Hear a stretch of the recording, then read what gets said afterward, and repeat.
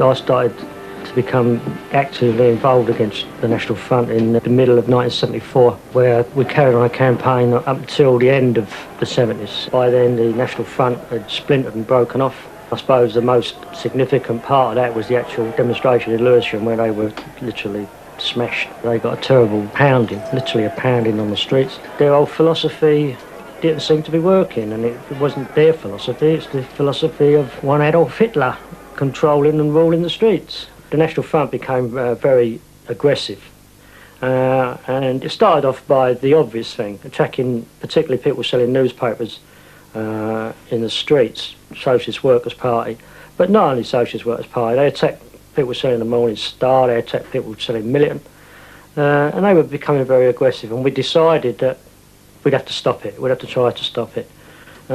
So what we did then, we formed a system where people would have a telephone and we'd be on the end of a telephone, usually on a Saturday morning.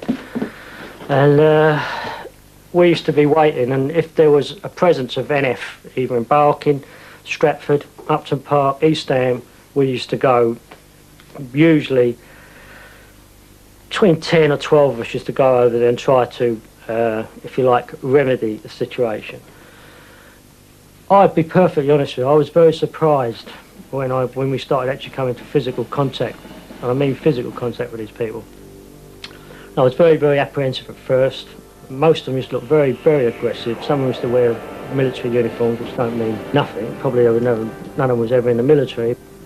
To use an East End terminology, they weren't very good on the pavement.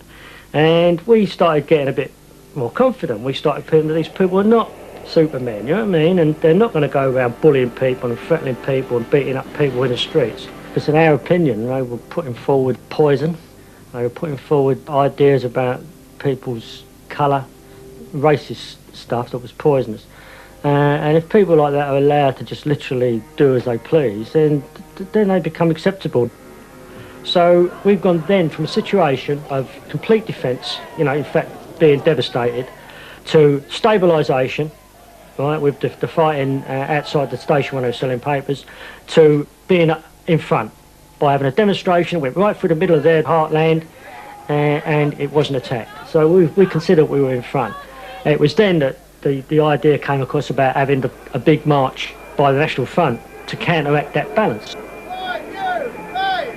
They were losing the momentum. They were smashed to pieces, and unfortunately a lot of people in the left side of politics thought it was a disposable item, that the issue had gone away. It might have gone away for them in particular, but it certainly didn't go away for Asian families in Brick Lane or in Cannon Street Road or even around here.